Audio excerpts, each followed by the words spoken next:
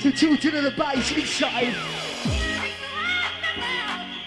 We're going undercover now to look at a secret industry that's 30 years old. Pirate radio. Is it still king of the airwaves?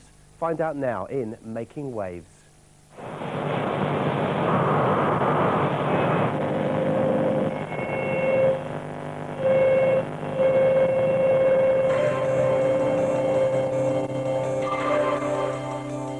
Pirates have been hijacking the airways for over 30 years. In that time, the technology has changed from AM to FM, and the pirates have moved from ships to tower blocks. As new techniques are developed for broadcasting signals, an ongoing battle has emerged between the pirates and those responsible for policing the airwaves. They change their technologies, we change our technologies. They hide them, we find them, whatever. The DTI have got this new tool for getting our rigs out now. So that at this stage they're one stage ahead of us, you know what I mean?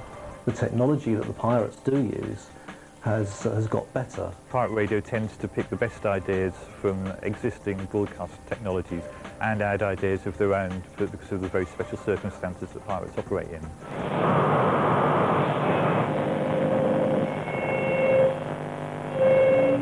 Sounds of the E, Read FM Tuesday night, 2 hours of 11. Our total crew's locked in, locked on. We're Shaggan to Rob. All of 2 House Productions, massive. House came from a loop inside the place. Today, more than 180 pirate radio stations are operating across the UK, upholding a tradition that started in the rough waters of the North Sea with Radio Caroline. This is Radio Caroline on 199 metres, your all-day music station, Britain's first commercial radio station. Caroline was the first pirate to challenge the authorities and went on to shape the future of broadcasting for generations to come. When I think of Radio Caroline, I think the first time that I joined it in July 25th, 1964, I remember going out on the tender boat. We used to go out on a boat from Frinton, those of us who were on Caroline South, and I remember seeing this little boat bobbing up and down on the North Sea and thinking to myself, that is absolutely wonderful. It's such a small little boat. It was very minute, really, but it's causing so much problems for the government. And I thought, how wonderful. The government may pronounce soon on the future of radio in Britain.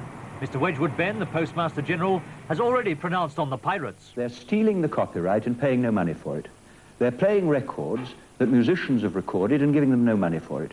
They're endangering the ship-to-shore radio, and there's a real risk that distress at sea might not be reported because of the inadequate fumbling handling of equipment. The transmitter was 50 kilowatts on the AM band, and the reason it was on the AM band is that AM signals can travel a lot further than FM signals. FM signals are really limited to line of sight. As far as you can shine your torch, that's where your signal goes. There was a lot of RF frequency flying around there as well, and a scare thing went by the fact we'd all been made impotent because of this RF frequency that was flying around. And in actual fact, on Radio London, when we once went up to 50 kilowatts, I think it was, and the whole mast lit up.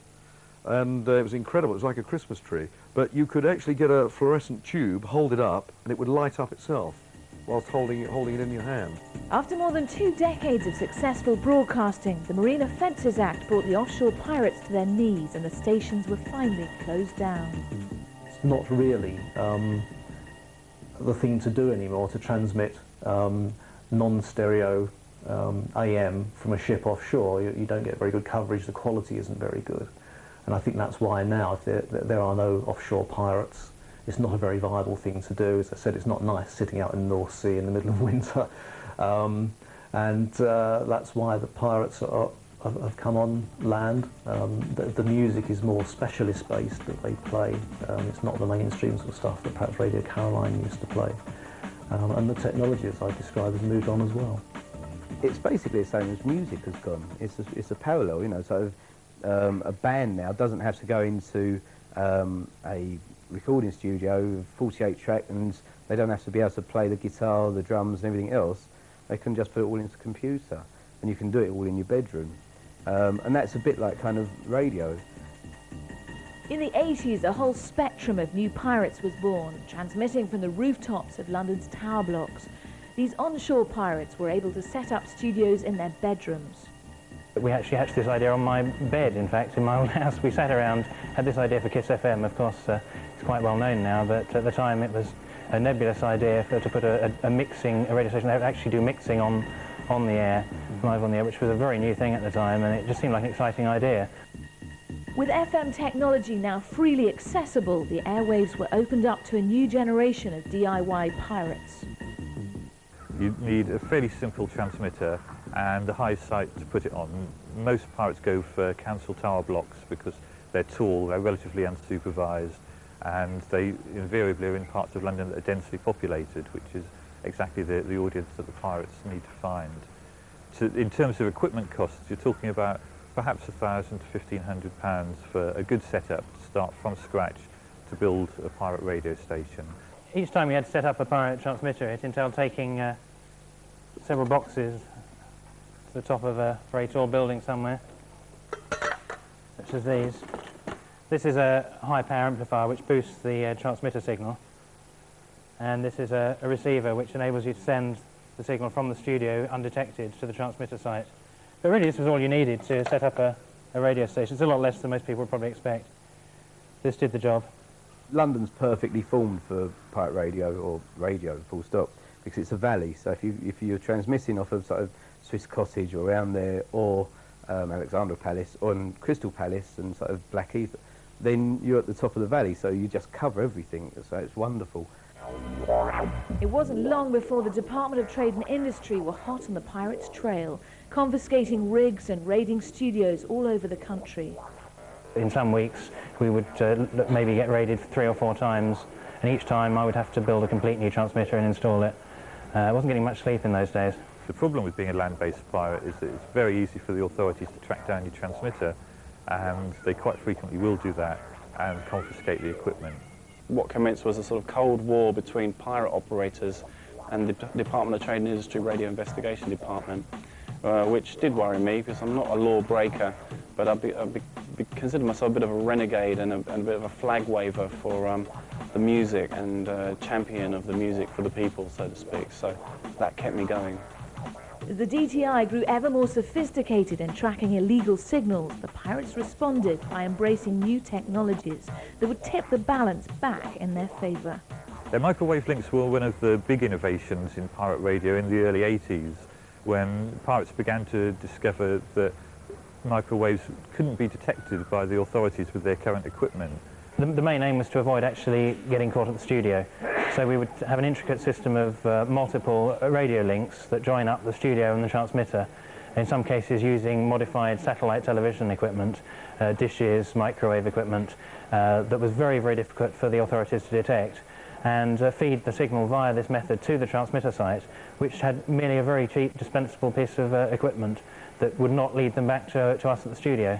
We would go for 2 years without being discovered, and it was normally a lack of studio security that gave us up, rather than the technology. Right, we've got a microwave receiver here. It's a low noise block, as it's called, and they're very line of sight, these things.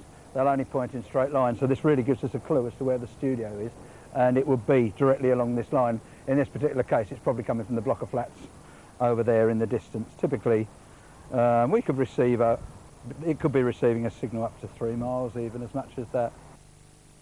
It makes it more difficult because the microwave signal goes in a very thin beam, if you like, and it makes it a little more difficult to track down. And if you have a studio which is in, say, a derelict flat in a block of flats, it may be a little more difficult. But the fact is, we do have success, and we do track them down.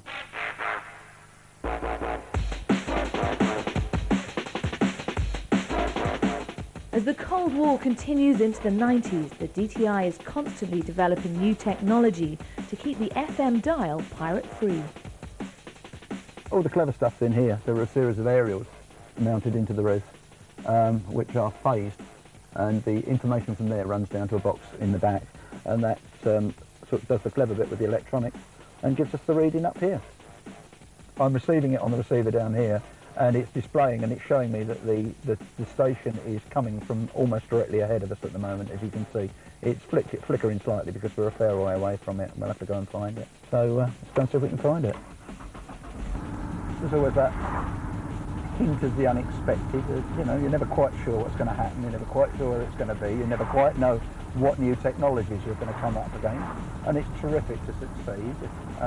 They've, if you like, set you a puzzle, and hopefully you've solved it. What more can you want out of your job?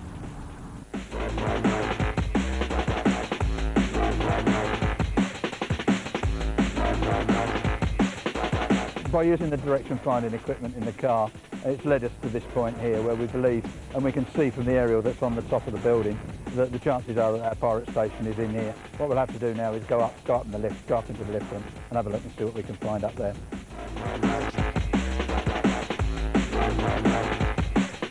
Oh yes, there we go. There we go, typical transmitter, de-locked onto the services so that it can't be removed easily.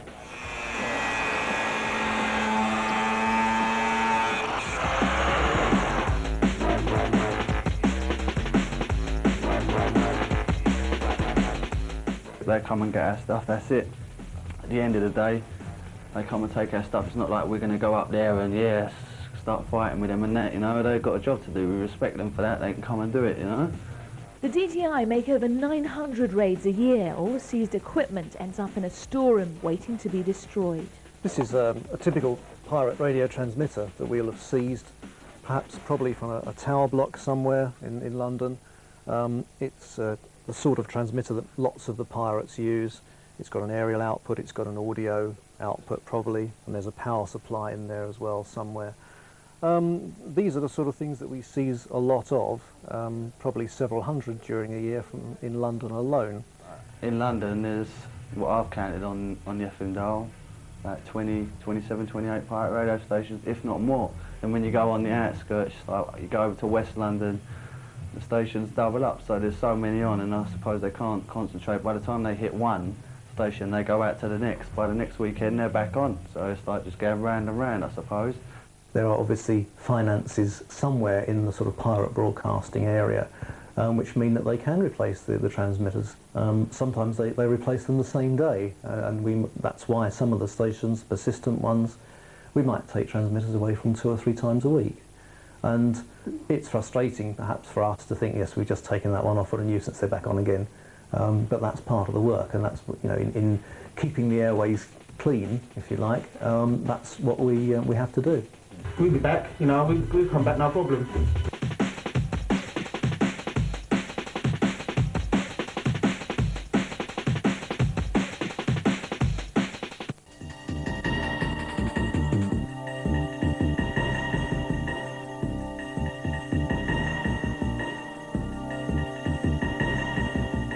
Staying one step ahead of the DTI is a constant struggle for the pirates. Increasing numbers of raids have forced them to develop new techniques for concealing their rigs. Well, basically, we've just been hit by the DTI, and I'm just about to plumber the rig back down the pipe. They may hide a transmitter down a ventilation shaft, and quite often they'll use a device using car jacks to secure them in the ventilation shaft. The transmitter obviously gets put down the pipe, and this is like a car jack, scissor jack, and what we do, we lower it down, say, I don't know how many feet, about 20 feet, and we've got a long tool which goes down on top of this thread here, and we do the thread till the jack opens out wide enough, and then it locks onto the actual wall of the pipe, and the rig is just left held there. What they do, they try winching them out, they put a winch down there with a hook, try pulling them out like that. I know they've got a tool as well where they try and undo the jacks. That's one of their latest tools they've got, I've heard. Well, they try and keep ahead of us. I described we devised something for undoing the car jacks. I've got my way around it, I'm not going to say, but basically it's still piping it up, exactly the same, just a little modification around the top end of the jack. Nothing too major, but it will be for them. Yeah, I mean, they've tried to catch up with that, and by putting special locks on some of the transmitter where they put them to try and stop us. But, you know, there's always a way around it. They have a go at getting it, I'll give them that, they have a good go at it. But their favourite one, with rude anyway, is cementing my rigging. What they do, they'll put loads of rubbish down the pipe on my rig and cement over it. Which isn't a problem, I always get it out. if we can't get at the transmitter, there's always got to be power leads and aerial leads coming out, and what we might do is to leave it locked in place and just cut the leads. That's all it takes. As soon as you know how they're getting it, there's always a way around things, you know what I mean? It's just a case of going up there, putting new aerials up, just join the aerials on, you can be back on within hour and a half, hour, if all the aerials are done. Flick the switch and we're on air.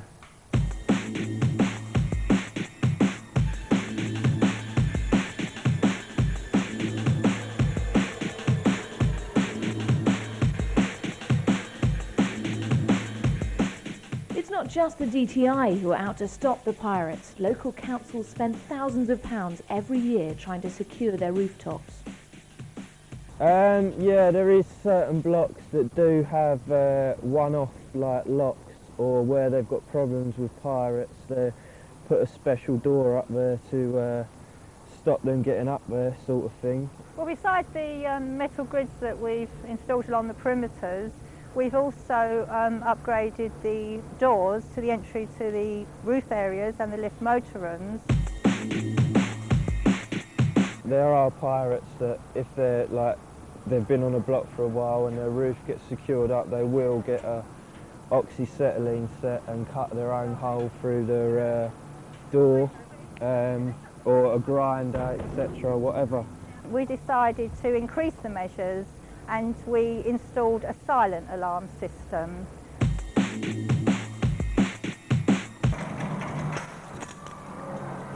Hello, Mr. Williamson? Yeah, it's London Borough of Waltham Forest. I've got an intruder door alarm at All Saints Tower. You have a door alarm like you would at home. If someone opens the door illegally, then the alarm will go off. And the other type is the passive type, the ones where it's an infrared beam. And if anyone cuts that beam, then the alarm will go off. We'll know there's intruders up there or something's moving up there, and we can initiate the necessary call-out. As the war of attrition drags on, the pirates are beginning to explore new forms of media.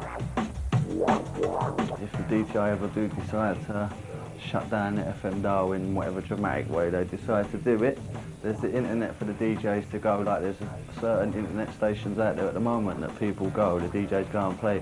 They pay £20 and they're broadcasted all around the world on the internet, you know. All they need are a pair of decks, a lead from the mixer into the back of a PC, and away you go. Sounds of the pirates coming at ya, live and direct. Interface is at the forefront of a new revolution in pirate radio. It's as simple as having a PC, a 486 PC to do it, and just downloading a simple plugin that takes about 5 minutes off the website. It's a real simple job, very, very simple, and it's getting a lot easier and easier and easier as we go along. Sounds of Interface, pirate radio with a style. Well, it was actually emailed, I think it was the Christmas just gone, by these guys that were travelling around in a nuclear submarine. And they took our signal and parked it around the whole sub while they was eating their Christmas din-dins, etc. And actually had it going for about 2 days before they actually got told to pull it off by one of their commanders. Oh, no, that pirate radio stuff. Don't forget where to look. With a www.pirate-radio.co.uk. The pirates out of London. We're usually sustaining about between 4,000 and 8,000 people simultaneously. The hit rate is into the millions. Today's internet pirates, like those who operated offshore in the 60s, are not illegally broadcasting, but they are infringing copyright laws. People like Interface are hosting music for free on their websites, and anybody can log on there and actually enjoy the music without actually the owner of the copyright being paid for it. And so what it's doing is it's encouraging this culture of music being very free, and the producers and the artists that have spent a lot of time and money in creating that music aren't getting anything back for it by, with this sort of usage. We certainly don't get any negative feedback from the artists. The record industry is another matter. They're not particularly impressed, but that's just because they're frightened to death of the internet. Bigging up the brushes. On Oklahoma, massive. At the moment, pirates are exploiting the unregulated potential of the internet, leaving the music industry in mild panic as they try to catch up with this new breed of pirates. Really, the technologists and the copyright owners are starting to come together a bit more. So I think that in the near future we'll actually see technologies up there on the internet which not only acknowledge the rights of the copyright owner, but may in fact remunerate them as well. The actual spirit hasn't changed. All it's changed is technology, as it always does. I mean, all I've done is follow the technology, natural progression. From tower blocks to then the internet. I mean, it's just a natural thing, what comes next. The technologies of the past once helped the pirates stay one step ahead of the DTI. But ironically, the technologies of the future may leave the pirates behind. The future may be more difficult for pirates as digital broadcasting comes in, because digital broadcasting will be arranged differently, and the programs will be carried on what's called a multiplex, so one frequency will carry several different stations, and the people who run the multiplexes clearly won't take pirates on their frequency. I think that's when pirate radio is going to suffer, when the digital radio comes in. I don't know what's going to happen then. Obviously people will get round it, there probably will be a couple of pirates pop up, but I can see a lot of people moving on to the internet or cable or some other form of way of playing the music. There will always be, I think, a hardcore of pirates around, but as digital radio comes into its own, digital audio broadcasting comes into its own, I don't think the pirates will have the facility or the ability to deal with that sort of technology. In the future, people will laugh at the way that we had to go up to tower blocks to get music out to the people who wanted to listen to it. It will be like the aliens and their mashed up potatoes.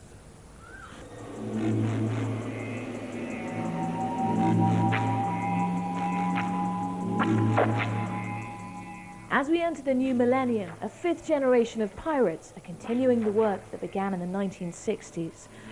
They'll have to continue to embrace new technologies to survive and find ever more intricate ways of broadcasting their music to their listeners. It's a way of life for me now. I've been doing it for so long. It's hard getting... I must admit, I was going to stop a while ago, but I'm just so used to doing it now. It's an everyday thing, you know what I mean? It's part of my life now. It's like a drug, basically. I'm addicted to it now. Well, part for me is it's about being real. It's about not pre-planning anything. It's about people coming and playing from in here rather than out the pocket or out there. It's not something that's thought about. It's something that gets talent, fresh talent. I can't see the pirate radio station as a bugbear going away, to be honest with you, because they're too nimble, too thrifty, too underground, and too intelligent to get caught out like that. Every weekend you've got to come on there, got to do the radio. People are out there, they want to hear the radio. You've got to be there for the people. So basically, yeah, that's why we do the radio. I came in doing pirate radio and on a piratical wavelength, and my last broadcast ever, when I no longer want to be legal, will be a pirate one, yes. This is Pick the Pilot Week here on Discovery, and you've been watching Making Waves. If you liked it, ring 0181 242 6410 now. Calls are charged at a standard rate, and your call could mean that this programme gets made into a series. And don't forget, you can vote for as many programmes as you like, so give us a call.